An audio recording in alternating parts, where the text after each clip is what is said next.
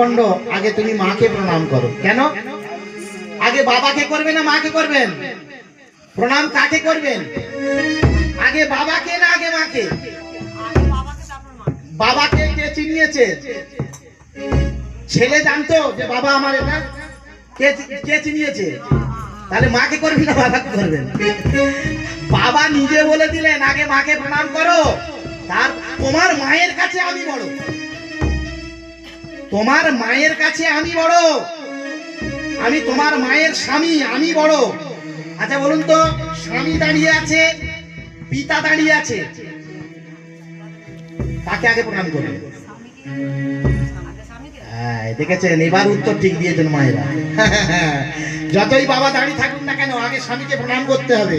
যদি স্বামীকে না প্রণাম করা হয় তাহলে কি হবে? অপমান হয়ে যাবে। ওই স্বামীকে অপমান করার জন্য মা সতী